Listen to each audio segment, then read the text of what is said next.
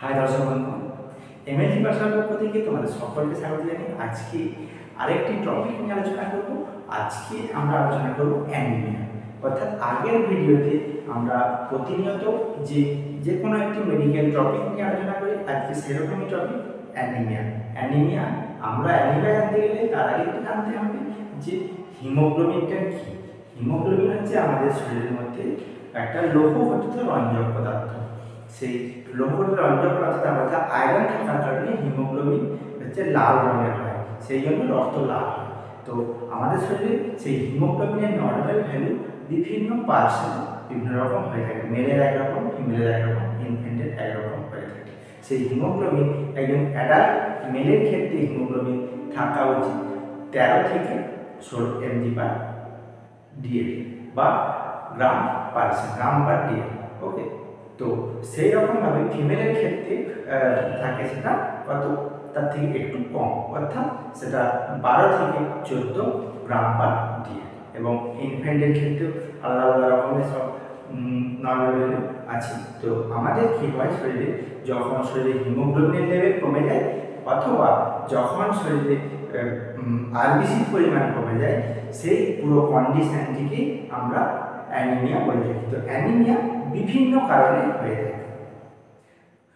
কখনো হয়ে যাবে আরবিসির সাইজ অনুযায়ী, অর্থাৎ আরবিসি যখন নর্মাল সাইজের থেকে বড় হয়ে যায় তখন এক ধরনের অ্যানিমিয়া হয়, তাকে ম্যাক্রোসাইটিক বলা হয়। আবার কখন হয় যখন আরবিসি নর্মাল সাইজের থেকে ছোট হয়ে যায়, তাকে মাইক্রোসাইটিক অ্যানিমিয়া বলে। আবার অনেক সময় কি হয় নর্মোসাইটিক নর্মোকোমিক, অর্থাৎ আরবিসির সাইজও নর্মাল এবং কালারও একই রকম আছে, তাও এক ধরনের অ্যানিমিয়া দেখা যায়। তো আজকে আমরা সেই রকমই 3টি অ্যানিমিয়া, সেই অ্যানিমিয়া আলাদা আলাদা ভাগ এবং সেইগুলিকে ল্যাবরেটরিতে কীভাবে ইনভেস্টিগেশন করা হয় সেগুলি নিয়ে বিস্তারিতভাবে আলোচনা করব। তো আমরা সেই ডিসপ্লেতে যাব, সেই অ্যানিমিয়ার ইনভেস্টিগেশন। সেই অ্যানিমিয়ার ইনভেস্টিগেশন করতে গেলে অ্যানিমিয়ার মেইন যে 3টে পার্ট, যে নর্মোসাইটিক নর্মোকমিক, নর্মোসাইটিক হাইপোকমিক এবং ম্যাক্রোসাইটিক অ্যানিমিয়া, এই যে 3 ধরনের অ্যানিমিয়া, সেই 3 ধরনের অ্যানিমিয়া ল্যাবরেটরি ইনভেস্টিগেশন কীভাবে করা হয়ে থাকে সেটাই আজকের ভিডিওর মূল বিষয়বস্তু। তো আমরা সেই প্রথমে দেখবো আমরা নর্মোসাইটিক নর্মোকমিক, অর্থাৎ এখানে কি হচ্ছে নর্মোসাইটিক নর্মোকমিক মানে আরবিসি সাইজ হচ্ছে নর্মাল, অর্থাৎ আরবিসি সাইজ যেমন নর্মাল থাকে নর্মাল এবং কালারও হচ্ছে নর্মাল। তখন কি হয়, সেই ধরনের অ্যানিমিয়া হতে গেলে তখন প্রথমে যে ইনভেস্টিগেশন আপনারা দিয়ে থাকে যে একটা ব্লাড ফিল্ম তৈরি করতে, অর্থাৎ যে লিজম্যান স্টেন করে ব্লাড ফিল্ম তৈরি করে সেই ব্লাড ফিল্মে স্টাডি করতে হয়, অর্থাৎ আরবিসি মরফোলজিটা কেমন সেটা দেখার জন্য। ওকে, তার এছাড়াও কী করে ডক্টরবাবুরা দিয়ে থাকেন যে রেটিকিউলোসাইট কাউন্ট, যেমন আমাদের কী হয় অ্যাডাল্টের ক্ষেত্রে আরবিসি ফর্মেশন হয় কোথা থেকে হয়, আমাদের বোন ম্যারো থেকে, বোন ম্যারো যে ইয়ক সেল আছে সেখান থেকে আরবিসি, ডব্লিউবিসি বা প্লেটলেট সমস্ত সেলের ফর্মেশন হচ্ছে সেই বোন ম্যারো থেকে হয়ে থাকে। তো সেই কারণে রেটিকিউলোসাইট কাউন্ট করতে, রেটিকিউলোসাইটটা কি, রেটিকিউলোসাইট হচ্ছে ইম্যাচিওর আরবিসিকে আমরা রেটিকিউলোসাইট বলবো।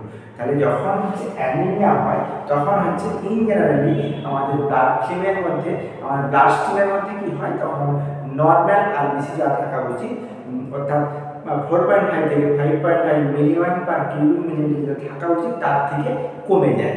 তখন ডাক্তারবাবুরা ভেবে থাকেন যে তার যে অ্যানিমিয়াটা হয়েছে সেটা অ্যাকচুয়ালি কী ধরনের অ্যানিমিয়া সেটাকে তারা ট্রিটমেন্ট করে দেখবে। তো সেই জন্য রেটিকিউলোসাইট অর্থাৎ প্রিম্যাচিওর আরবিসিটাকে স্টাডি করে দেখবে।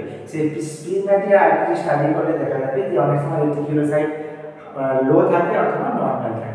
তখন কি হয়, তখন ডাক্তারবাবুরা আবার বোন ম্যারো মরফোলজি স্টাডি করতে হয়। অর্থাৎ বোন ম্যারো, আগেই বললাম যে বোন ম্যারো থেকে যে ব্লাডের সেলগুলো ফর্মেশন হয় তাই বোন ম্যারো মরফোলজি স্টাডি করতে হয়।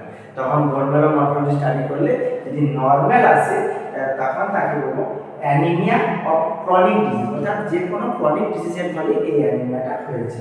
আর যদি কি হয় বোন ম্যারো অ্যাবনর্মাল কিছু ধরা পড়ে তখন আবার সেটাকে 2টি ভাগে ভাগ করা হয়, একটা হচ্ছে হাইপোপ্লাস্টিক, একটা হচ্ছে ইনফ্ল্যামেটরি। হাইপোপ্লাস্টিক কখন হয়, হাইপোপ্লাস্টিক আবার অনেক সময় হয়ে থাকে, তখন ডাক্তারবাবুরা বলেন যে অ্যাপ্লাস্টিক অ্যানিমিয়া। আমরা বিভিন্ন সময় এই ড্রামটা শুনে অভ্যস্ত, অ্যাপ্লাস্টিক অ্যানিমিয়া। অথবা কি হচ্ছে আরবিসি অ্যাপ্লাসিয়া, আরবিসি অ্যাপ্লাসিয়া ক্ষেত্রে কি হয়, এই অ্যাবনর্মালিটি দেখা যায়, বন্যার মধ্যে অ্যাবনর্মালিটি দেখা যায়, যেটাকে বলে হাইপোপ্লাস্টিক। হাইপোপ্লাস্টিক আবার দুই ধরনের হয়ে থাকে, একটা হচ্ছে অ্যাপ্লাস্টিক অ্যানিমিয়া, একটা হচ্ছে আরবিসি অ্যাপ্লাসিয়া।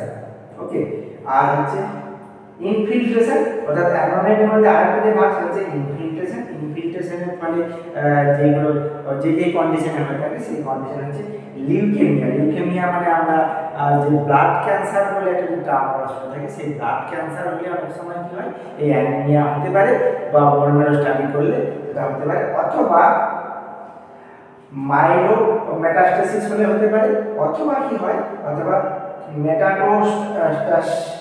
মেটাস্টাসিস হলেও এই হতে পারে।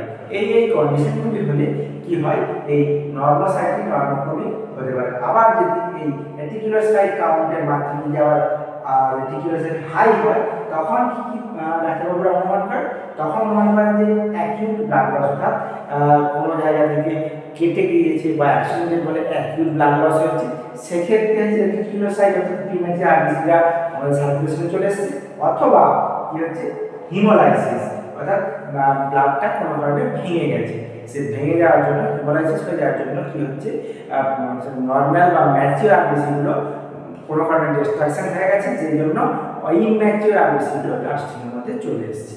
তো এইভাবে স্টাডি করলে সাধারণত নর্মোসাইটিক নর্মোক্রমিক যে অ্যানিমিয়াটি হয়, এইভাবে ইনভেস্টিগেশন করলে ডাক্তারবাবুরা অনুমান করতে পারে। তো সেই ইনভেস্টিগেশনগুলো আমরা যেহেতু মেডিকেল ল্যাবরেটরি টেকনোলজিস্ট, তো আমারাই এই ইনভেস্টিগেশনগুলো করে থাকি, এবং আমাদেরকে এই ইনভেস্টিগেশনগুলো করার দায়ভার দিয়ে থাকেন ডক্টরবাবুরা, এবং ফাইনালি ওনারাই রিপোর্টটা দেখে ওনারাই কনফার্ম করেন যে কোন ধরনের অ্যানিমিয়াটা হয়েছে।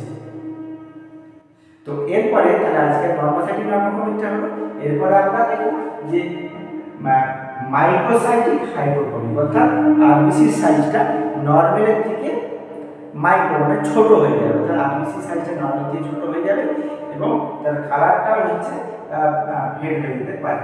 তো তখন ডাক্তারবাবুরা যে ইনভেস্টিগেশনগুলো দিয়ে থাকে, সেই ইনভেস্টিগেশনগুলো কী কী দিয়ে থাকে, সেটা হচ্ছে তার ক্ষেত্রেও একটা হচ্ছে ব্লাড ফিল্ম স্টাডি, অর্থাৎ ব্লাড ফিল্ম স্টাডি করলে সেখান থেকে মোটামুটি একটা গ্রসলি আইডিয়া পাওয়া যায়। এছাড়াও যা করে থাকে ডাক্তারবাবুরা, যে আয়রন, আমাদের শরীরের মধ্যে যে সিরামের মধ্যে আয়রন আছে, সেই আয়রনটাকে স্টাডি করে, সে আয়রন স্টাডি করে যেটা দেখা যাবে যে সেটাকে যদি আয়রন যদি লো হয়ে থাকে, অর্থাৎ নর্মাল থেকে যদি কম হয়, তখন হচ্ছে ডাক্তারবাবুরা আবার ফেরিটিন টেস্ট দিয়ে থাকে। ফেরিটিন টেস্টের মাধ্যমে ফেরিটিন যদি আবার নর্মাল অথবা হাই থাকে, সেই অ্যানিমিয়াটাকে বলে ক্রনিক, না সেটাকে বলে অ্যানিমিয়া অফ ক্রনিক ডিজিজ, মানে কোনো ক্রনিক ডিজিজের ফলে এই অ্যানিমিয়াটা হলে তখন হচ্ছে এই ফেরিটিনটা নর্মালের থেকে নর্মাল অথবা হাই থাকে। আর লো কখন হয়, লো হচ্ছে আয়রন ডেফিসিয়েন্সি অ্যানিমিয়ার ক্ষেত্রে, আয়রন ডেফিসিয়েন্সি অ্যানিমিয়ার ক্ষেত্রে হচ্ছে ফেরিটিনটা লো হয়ে থাকে। আর আরেকটা জিনিস হচ্ছে, যখন হচ্ছে আয়রন স্টাডি করার পরে যখন নর্মাল আয়রন পাওয়া যায়, যতটা প্রয়োজন একটা অ্যাডাল্ট মানুষের ক্ষেত্রে, সেটাই যদি থেকে থাকে, তখন ডাক্তারবাবুরা আবার স্টাডি করতে থাকে, সেটা হচ্ছে HbA, অর্থাৎ ফিটাল হিমোগ্লোবিন অথবা অ্যাডাল্ট হিমোগ্লোবিন কতটা আছে সেটা দেখার জন্য। সেক্ষেত্রে স্টাডি করলে যেটা দেখা যায় যে থ্যালাসেমিয়া আছে কিনা সেটা স্টাডি করা যায়, অথবা অ্যাবনর্মাল কোনো হিমোগ্লোবিন আছে কিনা সেটাকে আবার জানতে পারা যায়। ওকে, আর যদি আমাদের আয়রন সিরামের মধ্যে আয়রনের লেভেল যদি নর্মাল থেকে হাই হয়ে যায়, তখন আমার ডক্টররা বোন ম্যারো স্টাডি দেয়, যে বোন ম্যারো স্টাডি করলে সেখান থেকে দেখতে পাওয়া যায় যে কী কারণে এই মাইক্রোসাইটিক হাইপোক্রমিকটা হয়েছে। তখন হচ্ছে সেই কন্ডিশনটাকে স্টাডি করলে যেটা সিডারোপ্লাস্টিক অ্যানিমিয়া, সেই বোন ম্যারো স্টাডি করলে যেটা ধরা পড়ে, সেটা সিডারোপ্লাস্টিক অ্যানিমিয়া হলে সেই বোন ম্যারো স্টাডি করলে সেটা ধরা পড়ে। তো তাহলে মাইক্রোসাইটিক হাইপোক্রমিকটা তাহলে কীভাবে ইনভেস্টিগেশন করবো, সেটাও আমি ছকের সাহায্যে তোমাদের বুঝিয়ে দেওয়ার চেষ্টা করছি, এবং ডিসপ্লেতে আমি ছবিটি দিয়ে দেবো, সেখান থেকে তোমরা পরে সেটা ভিডিওটি পজ করে দেখে নিতে পারো। এরপরে লাস্ট যেটা আসছে সেটা হচ্ছে কি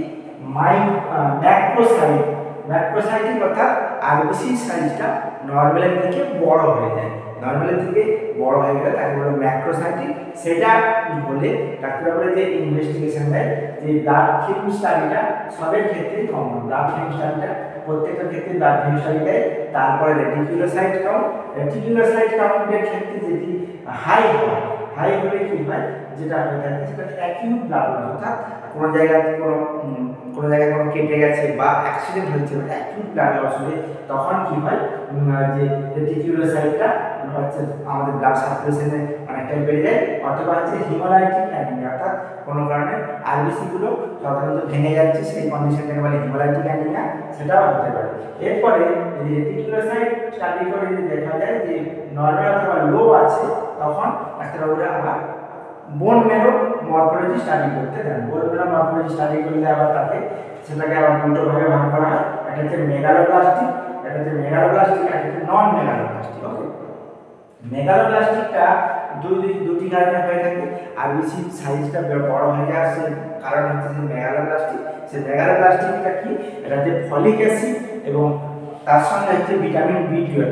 ফলিক অ্যাসিড এবং ভিটামিন বি12টা স্টাডি করে দেখা যাবে। যদি ফলিক অ্যাসিডটা নর্মালের থেকে যদি কমে যায় তখন তাকে ফলিক অ্যাসিড ডেফিসিয়েন্সি অ্যানিমিয়া বলা হবে। আর যদি বি12টা নর্মালের থেকে কম হয়ে যায় তখন সেটাকে বলবে কি ভিটামিন বি12 ডেফিসিয়েন্সি অ্যানিমিয়া। এটা হচ্ছে মেগালোব্লাস্টিক অ্যানিমিয়ার পার্ট। এরপরে হচ্ছে নন মেগালোব্লাস্টিক।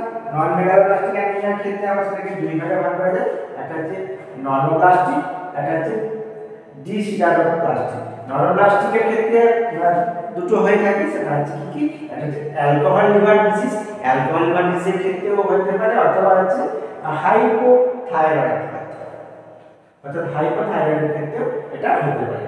আর যেটা বাকি থাকবে সেটা হচ্ছে ডিসিডারোপ্লাস্টিক। সেটা হচ্ছে কখন হয়, সেটা হচ্ছে মাইলোডিসপ্লাসিয়া।